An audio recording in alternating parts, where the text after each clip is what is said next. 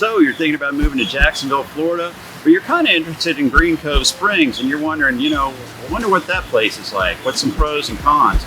Well, you're in luck because today we're going to cover the good and bad, the yin and yang, the pros and cons of living in Green Cove Springs right here in Clay County, right here in Florida. And you're going to want to stick around to the end because I'm going to have one really amazing pro at the end that you don't want to miss. And we're getting after it right now.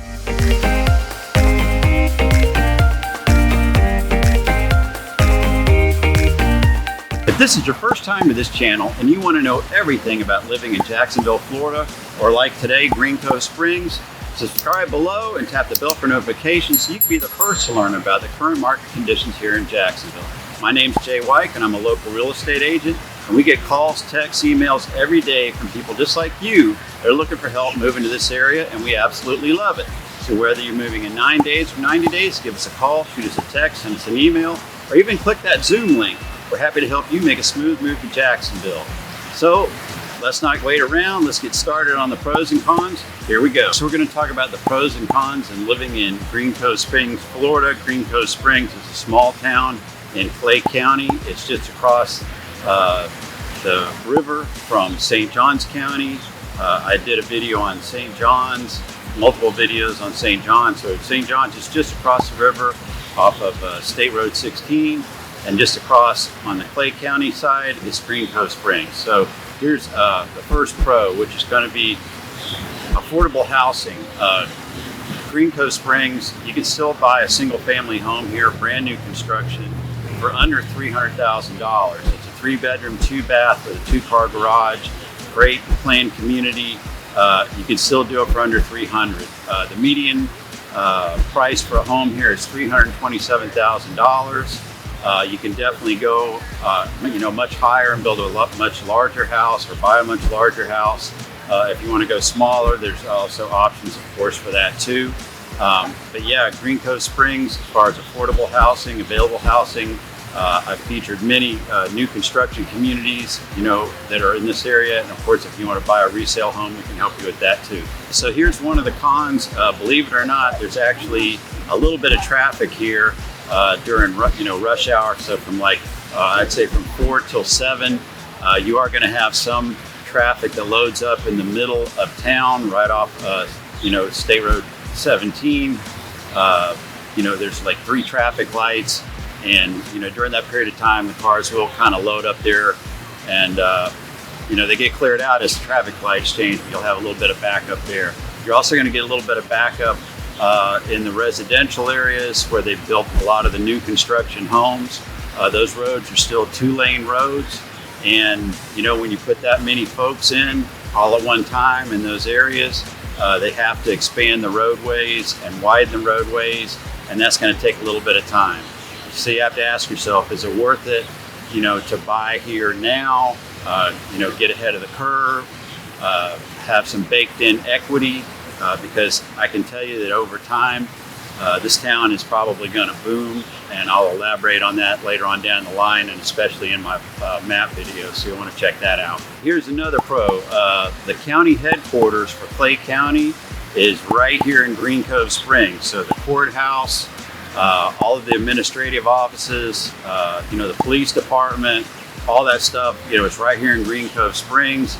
And, if you want to, of course, take care of anything administratively, hopefully you don't ever have to go to court or any of that kind of stuff. Also the library headquarters is here.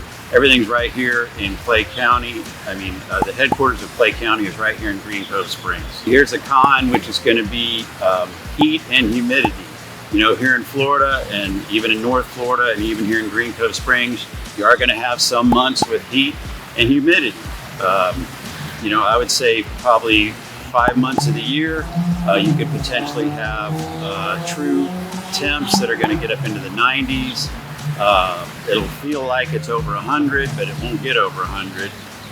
You will have humidity, which is up in the 90-degree range.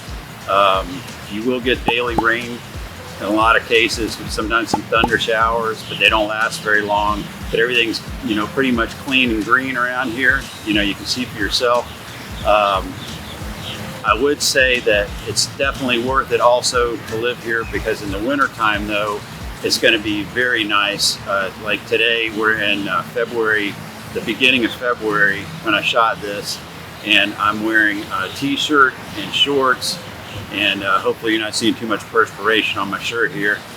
But yeah, it's very pleasant. It's not humid at all. There's a really nice breeze. It's gorgeous. So winter is just wonderful here. Here's another pro here in Green Cove Springs. You know, there's a lot of history. It's very rich in history. There's museums here in town. There's model, you know, like scale trains that you can look at as well. Just so you know a little bit of the background, you know, back in the 1800s and the early 1900s, a lot of trading was going on in this community, you know, through steamships, also a lot with the railroads.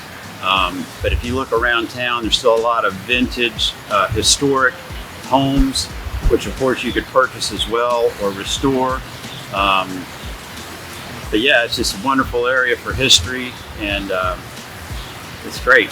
So here's one of the cons, which is going to be, you know, the potential for strong weather, if you will. Can there be tornado warnings? Can there be hail? Could there be a hurricane offshore that comes through the area? You know, definitely always a possibility. You know, I've got an iPhone. I get tornado warnings and watches. They are very rare that I get those notifications, and I live very close to this area. Hail does happen. It's usually isolated.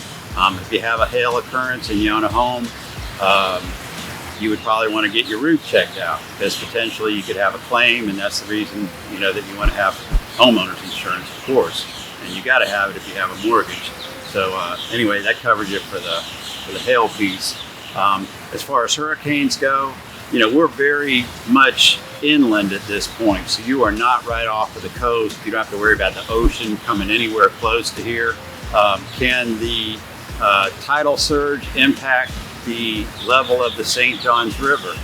Yes, it can. That is a possibility.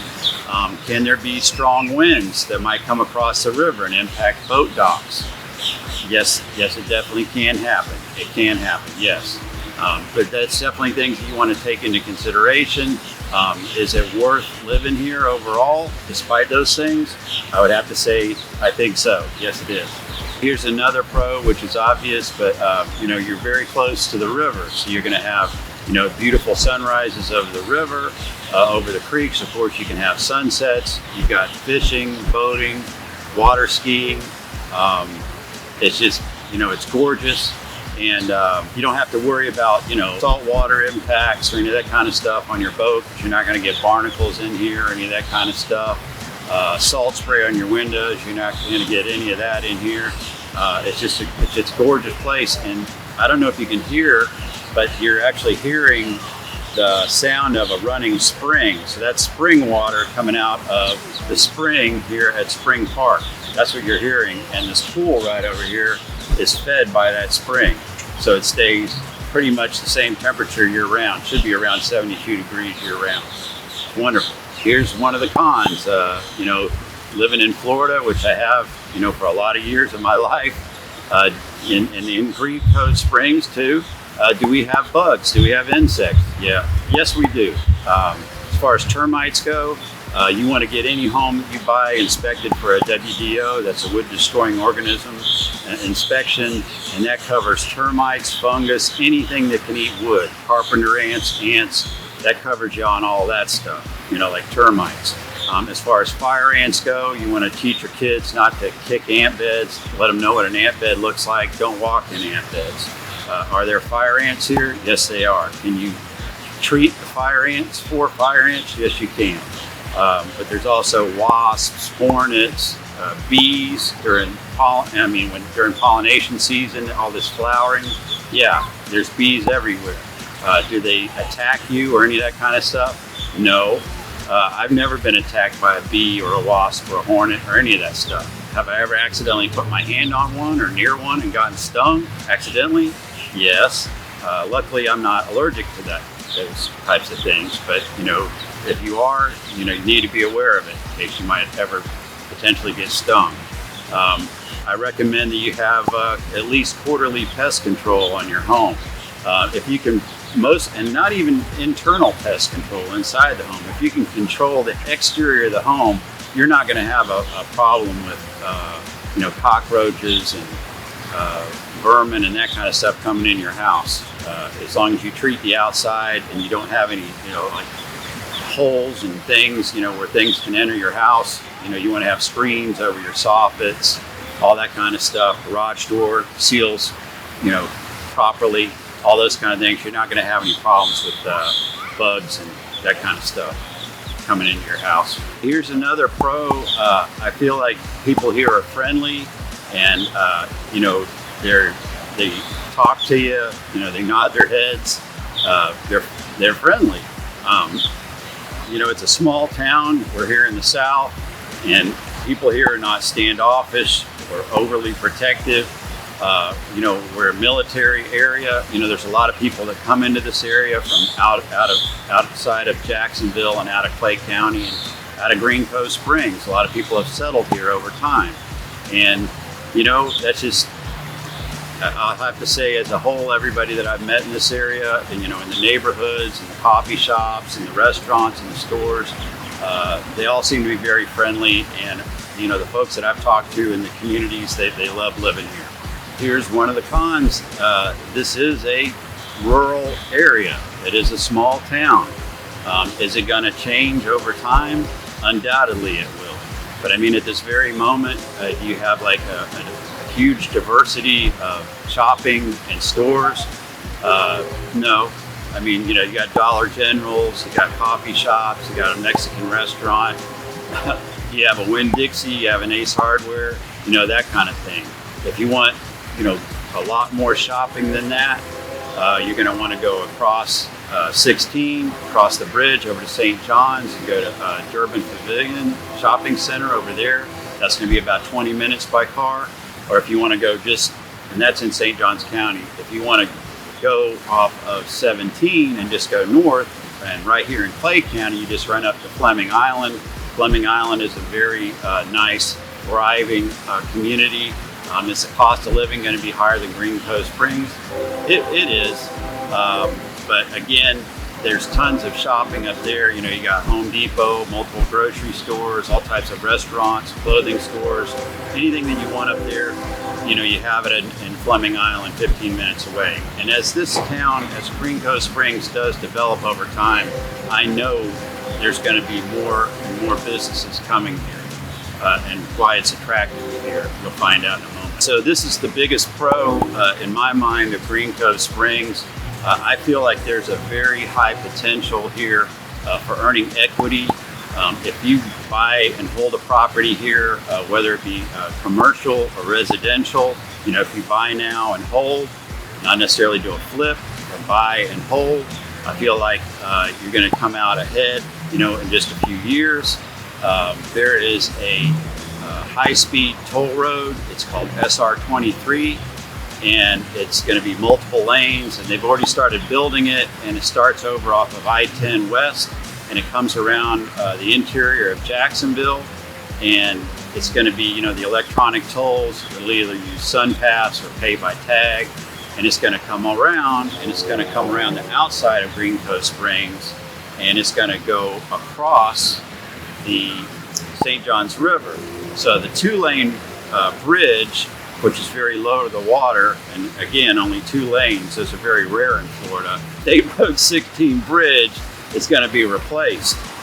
They're going to have a 65-foot high span 4-lane bridge going across the river, and that's, I believe, going to be completed in like 2027, so it's a few years off.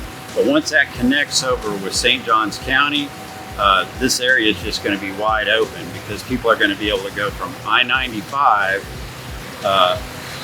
over to this area and connect all the way over to I-10. So I-95 is north-south and I-10 is east-west. Both interstates being connected with a high-speed tollway in between through the interiors. I really think Green Cove Springs is going to take off. I really do. So I hope you got a lot out of that Green Cove Springs pros and cons list that I went through with you. Hopefully the sound of the running water wasn't too loud. I love the sound of running water. Hopefully you do too. But if you have any questions about any of the points that I covered, feel free to reach out to me directly. My contact information is in the description below. Feel free, if you live in this area, leave some comments or remarks. Those are always welcome. And remember, whether you're moving in 9 days or 90 days, give us a call, shoot us a text, send us an email. We're happy to help you make a smooth move to Jacksonville, Florida, or like today, Green Cove Springs. And until next time, hope to show you around town.